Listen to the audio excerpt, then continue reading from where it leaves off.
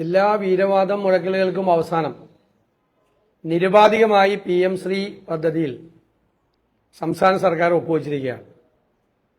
മന്ത്രിസഭയിൽ ചർച്ച ചെയ്യാതെ, ഇടതുമുന്നണിയിൽ ചർച്ച ചെയ്യാതെ, സുപ്രധാന ഘടകകക്ഷിയായ CPIയുടെ അഭിപ്രായങ്ങളെ കാറ്റിൽ പറത്തിക്കൊണ്ട് എന്ത് CPI ഏത് CPI എന്ന് ചോദിച്ചുകൊണ്ടാണ് അവർ പോലും അറിയാതെ, മന്ത്രിസഭാ അംഗങ്ങൾ പോലും അറിയാതെ വിദ്യാഭ്യാസ വകുപ്പ് സെക്രട്ടറിയെ ഡൽഹിയിൽ അയച്ച് PM ശ്രീ പദ്ധതിയിൽ CPM ഒപ്പുവെപ്പിച്ചത്. ഈ പണ്ട് CPM BJP ബന്ധത്തിന്റെ ഇടനിലക്കാരനായി പ്രവർത്തിച്ചത് ശ്രീ M ആണ്. ഇപ്പോൾ CPM BJP ബന്ധത്തിന്റെ ഇടനിലയായി പ്രവർത്തിക്കുന്നത് PM ശ്രീയാണ്. അതാണ് വ്യത്യാസം. ഞങ്ങൾ പറഞ്ഞു പണം മേടിക്കുന്നതിലല്ല കുഴപ്പം, RSSന്റെ അജണ്ട, പൊളിറ്റിക്കൽ അജണ്ട അടിച്ചേൽപ്പിക്കുകയാണ് ഇതിലൂടെ. അതിനെ എതിർക്കാൻ പോലും ഗവൺമെന്റ് തയ്യാറായിട്ടില്ല. ഒരു ഡിസന്റ് നോട്ട് പോലും കൊടുത്തിട്ടില്ല. ഇത് കൺകറന്റ് ലിസ്റ്റിൽപ്പെട്ടാണ് വിദ്യാഭ്യാസം. കോൺഗ്രസ് അതിശക്തമായി ഈ PM ശ്രീ പദ്ധതിയുടെ വേണ്ടി സമ്മർദ്ദം ചെലുത്തുന്ന അതിശക്തയായി എതിർത്തിട്ടുള്ള പാർട്ടിയാണ് നേരത്തെ മുതൽ തന്നെ. ഈ പദ്ധതി കൺകറന്റ് ലിസ്റ്റിലുള്ള, സംസ്ഥാനത്തിനും കേന്ദ്രത്തിനും തുല്യ അധികാരമുള്ള വിദ്യാഭ്യാസ കാര്യത്തിൽ സംസ്ഥാനങ്ങളുടെ മീതെ കേന്ദ്രത്തിന്റെ നയം അടിച്ചേൽപ്പിക്കാനുള്ള ശ്രമമാണ് എന്ന് പല പ്രാവശ്യം ആവർത്തിച്ച് ആവശ്യപ്പെട്ടിട്ടുണ്ട്. മാത്രമല്ല, ഇത് കുറച്ച് സ്കൂളുകൾക്ക് മാത്രമാണ് ഇത് കൊടുക്കുന്നത്. അപ്പൊ പൊതുവിദ്യാഭ്യാസ രംഗത്ത് തന്നെ രണ്ടു തരം സ്കൂളുകൾ വരിക. NEP-യെ അടിച്ചേൽപ്പിക്കുകയാണ്, നാഷണൽ എഡ്യൂക്കേഷൻ പോളിസിയെ, പുതിയ പോളിസിയെ. ഇതിനൊന്നും ഒരു തരത്തിലുള്ള, ഇതെല്ലാം വലിയ വീരവാദം മുഴക്കിയതാണ് നേരത്തെ. ഇതുപോലെ ആയുഷ്മാൻ ആരോഗ്യ പദ്ധതി, അത് കേന്ദ്ര സർക്കാരിന്റെ പേര് എഴുതി വെക്കാൻ വേറെ ആളെ നോക്കിയാൽ മതി എന്നൊക്കെയാണ് ആരോഗ്യമന്ത്രി മുഴക്കിയത്. ഇപ്പൊ 1.5-2 കൊല്ലം പണം മേടിക്കാതെ ഇപ്പൊ പണം മേടിച്ചാൽ അതിപ്പോ എഴുതി വെച്ചുകൊണ്ടിരിക്കുകയാണ്. ഇതും എല്ലാ സംഘടനകളും അതിശക്തിയായി ഇതിനെ എതിർത്തു. CPM ഇതിനെ എതിർത്തു. CPM കേന്ദ്ര കമ്മിറ്റി അതിനെതിരായ നിലപാടെടുത്തു. CPM കേന്ദ്ര കമ്മിറ്റിയുടെ നിലപാടിനെതിരായിട്ട് പോലുമാണ് CPM ഭരിക്കുന്ന സംസ്ഥാനത്തെ മന്ത്രിസഭ PM ശ്രീ പദ്ധതിയിൽ ഇങ്ങനൊരു നിലപാട്, ആരോടും ആലോചിക്കാതെ ഒറ്റയ്ക്കൊരു പാർട്ടി, ഒരു മുന്നണി ഭരിക്കുമ്പോൾ മുന്നണിയിലെ ഘടകകക്ഷികളും മന്ത്രിമാരുമായിട്ട് പോലും ആലോചിക്കാതെ, പ്രതിപക്ഷമായിട്ട് പോലും ആലോചിക്കാതെ ഇങ്ങനെ ഒരു ഏകപക്ഷീയമായ തീരുമാനമെടുത്തത്. ഇത് മുഖ്യമന്ത്രി പോയി പ്രധാനമന്ത്രിയെ കണ്ട് അവരുടെ ഒരു രാഷ്ട്രീയമായ ഒത്തുചേരലിന്റെ ഭാഗം കൂടിയായിട്ടാണ് ഈ പദ്ധതിയിൽ ചേരാൻ വേണ്ടിയിട്ടുള്ള ഈ തീരുമാനം. കാരണം CPM-ന് ഇപ്പോൾ CPI-യേക്കാൾ വലുതാണ് BJP എന്ന് തെളിയിക്കുന്നതാണ് ഈ സംഭവം.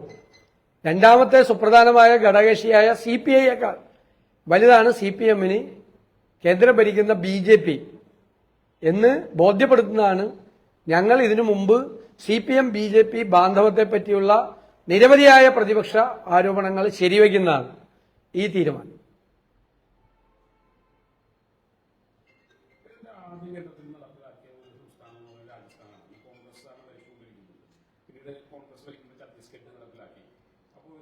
ഇല്ല, അതെല്ലാം ഒപ്പോസ് ചെയ്തുകൊണ്ടാണ് ചെയ്തിരിക്കുന്നത്. ഈ പറയുന്ന കാര്യങ്ങളൊന്നും ചെയ്യില്ല എന്ന് പറഞ്ഞ് ഒപ്പോസ് ചെയ്തുകൊണ്ടാണ് ചെയ്തിരിക്കുന്നത്. ഞാൻ പറഞ്ഞല്ലോ, പദ്ധതിക്ക് പണം മേടിക്കുന്നതിൽ ഒരു തെറ്റുമില്ല. പദ്ധതിക്ക് പണം മേടിക്കുന്നത് കേന്ദ്രത്തിന്റെ അവരുടെ ആരെങ്കിലും വീട്ടിൽ നിന്നാണ് പണം എടുക്കുന്നത്. പണം മേടിക്കുന്നതിനൊരു കുഴപ്പമില്ല. പക്ഷെ ഈ അജണ്ട കൂടി എഗ്രി ചെയ്തുകൊണ്ടാണ് ഇവിടെ പൈസ മേടിക്കുന്നത്. അത് കോൺഗ്രസ് അതിനെ ഒപ്പോസ് ചെയ്തുകൊണ്ടാണ് വാങ്ങിച്ചിരിക്കുന്നത്. ഇതാണ് നടപ്പാക്കില്ല എന്ന് പറഞ്ഞുകൊണ്ടാണ് പണം വാങ്ങിച്ചിരിക്കുന്നത്. ഇത് ഇപ്പൊ പൈസ കൊടുത്തില്ലെങ്കിൽ ബാക്കിയുള്ള പദ്ധതികൾ കൂടി പണം കൊടുക്കില്ല എന്ന് ഭയപ്പെടുത്താണ് കേന്ദ്രം. അതിന് കീഴടക്കിക്കൊണ്ടാണ് ചെയ്തിരിക്കുന്നത്. അതിനെ ഒപ്പോസ് ചെയ്തുകൊണ്ടാണ് ഈ അജണ്ടയ്ക്ക് എതിരായിട്ട് നോട്ട് കൊടുത്തുകൊണ്ടാണ് തീരുമാനമെടുത്തിരിക്കുന്നത്. കോൺഗ്രസ് ആ നയം പ്രഖ്യാപിക്കുകയും ചെയ്തിട്ടുണ്ട്. ഇതാണ് കോൺഗ്രസിന്റെ നയം. അല്ല, അന്ന് ഒപ്പിടുമ്പോ ഈ കണ്ടീഷൻസ് ഇല്ല. അന്ന് ഒപ്പിടുമ്പോ ഞാൻ എന്നോട് സംസാരിക്കാൻ അനുവദിക്കുക. നിങ്ങൾ ചോദിച്ചതിന് ഞാൻ മറുപടി പറയണ. എന്റെ ഇടയിൽ ഇയാൾ ചോദിച്ചുകൊണ്ടിരിക്കുന്നത് ഞാൻ പറയട്ടെ. നിങ്ങൾ ചോദ്യത്തിന് ഞാൻ മറുപടി പറയണേ. അന്ന് ഈ കണ്ടീഷൻസ് ഇല്ല. കണ്ടീഷൻസ് എപ്പോഴാണ് വരുന്നത്? ഇപ്പൊ കർണാടക കണ്ടീഷൻസ് ഇപ്പോഴാണ് വരുന്നത്. കർണാടക BJP ഗവൺമെന്റാണ് ഒപ്പുവെച്ചത്. രാജസ്ഥാനിൽ കോൺഗ്രസ് ഗവൺമെന്റ് ഒപ്പുവെക്കുമ്പോൾ ഈ കണ്ടീഷൻസ് ഇല്ല. ഈ അടുത്താണ് കണ്ടീഷൻസ് വരുന്നത്. മനസ്സിലായില്ലേ? പുതിയ കണ്ടീഷൻസ് കൂടി വെക്കുന്നത്. അതിനെ ഒപ്പോസ് ചെയ്തു കോൺഗ്രസ് എല്ലാ സംസ്ഥാന ഗവൺമെന്റുകളും അതിനെ ഒപ്പോസ് ചെയ്തു. കോൺഗ്രസ് പാർട്ടി തന്നെ ദേശീയ തലത്തിൽ ഒരു നയമുണ്ടാക്കി അതിനെ അതിശക്തിയായി എതിർത്തു. പാർലമെന്റിൽ എതിർത്തു, പാർലമെന്റ് സ്റ്റാൻഡിംഗ് കമ്മിറ്റിയിൽ എതിർത്തു, എല്ലാ സ്ഥലത്തും എതിർത്തു. അത് നടപ്പാക്കില്ല എന്ന് പറഞ്ഞു. ക്ലിയറാണ്, ക്ലാരിറ്റിയോടുകൂടിയാണ് കോൺഗ്രസ് ഇക്കാര്യത്തിൽ പറഞ്ഞിരിക്കുന്നത്. ഒരു അവ്യക്തതയില്ല. ഞങ്ങളത് പരിശോധിച്ചു. ഞാൻ പരിശോധിച്ചിട്ടാണ് ഞാൻ തന്നെ ഈ കാര്യത്തിൽ അഭിപ്രായം പറഞ്ഞത്. പൈസ മേടിക്കുന്നതിലല്ല തെറ്റ്, ഈ കണ്ടീഷൻസിന് ഒരു എതിർപ്പ് പോലും പ്രകടിപ്പിച്ചില്ല. ഇത്രയും നാള് സംസാരിച്ചെന്താ? ഒരു കാരണവശാൽ ഇത് അംഗീകരിക്കുന്ന പ്രശ്നമില്ല എന്ന് പറഞ്ഞിട്ട് നേരെ അൺകണ്ടീഷണലായിട്ടാണ് ഞാൻ ഉപയോഗിച്ച വാക്ക് താങ്കൾ ശ്രദ്ധിച്ചില്ല, നിരുപാധികം എന്നുള്ള വാക്ക് ഉപയോഗിച്ചത്. അൺകണ്ടീഷണലായിട്ടാണ് അഗ്രിമെന്റ് വെച്ചത്.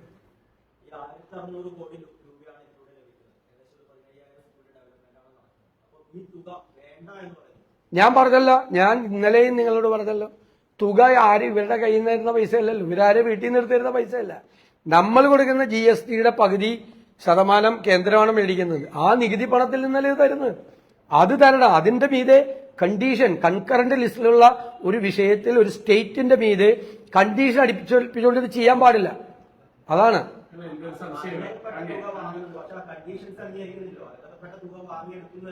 അല്ല, ആ കണ്ടീഷൻസ് അംഗീകരിച്ചുകൊണ്ടാണ്, ഇപ്പോഴത്തെ കണ്ടീഷൻസ് മുഴുവൻ അംഗീകരിച്ചുകൊണ്ടാണ് ഒപ്പിടുന്നത്.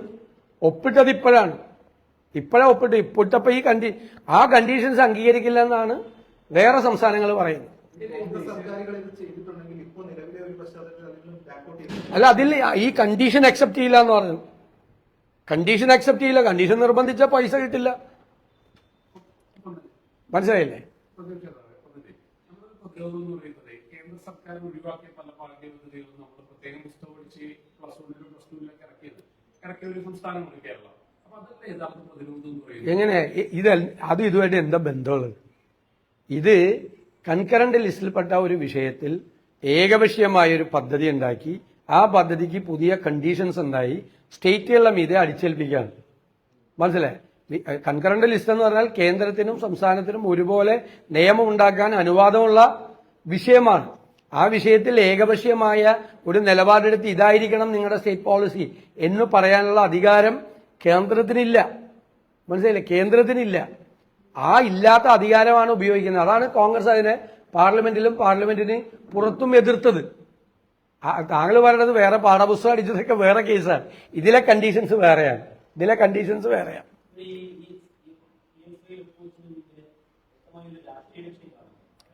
അല്ല, തീർച്ചയായിട്ടും പ്രധാനമന്ത്രിയെ മുഖ്യമന്ത്രി നേരിട്ട് കണ്ടിട്ടാണ് ഇതുവരെയുള്ള CPM-ന്റെ വാദമുഖങ്ങൾ മുഴുവൻ ഒരു വൺ ഫൈൻ മോർണിംഗ് ഇല്ലാതാവുകയാണ്. CPI-യും CPM-ഉം കോൺഗ്രസും എല്ലാവരും എടുത്ത നിലപാട് ഇത് തന്നെയാണ് ഈ കാര്യത്തിൽ. പക്ഷെ ഒരു സുപ്രഭാതത്തിൽ CPM മാത്രം അതിൽ വെള്ളം ചേർത്ത് ഏകപക്ഷീയമായി നിരുപാധികമായി എഗ്രിമെന്റ് വയ്ക്കുകയാണ്. അതല്ലേ പ്രശ്നം. ഒരു ചർച്ച പോലും മന്ത്രിസഭയിൽ നടത്തിയില്ല, ഇടതു മുന്നണിയിൽ പോലും ചർച്ച നടത്തിയിട്ടില്ല. ഒരു ഘടകകക്ഷിയുടെ സംസ്ഥാന സെക്രട്ടറി അതിശക്തമായി ഒരു പാർട്ടി മുഴുവൻ, അതിലെ മന്ത്രിമാർ, നിങ്ങളിപ്പോ കഴിഞ്ഞ മന്ത്രിസഭാ യോഗത്തിലെ വാർത്തകൾ, നിങ്ങൾ തന്നെ കൊടുത്ത വാർത്തകൾ എന്താ?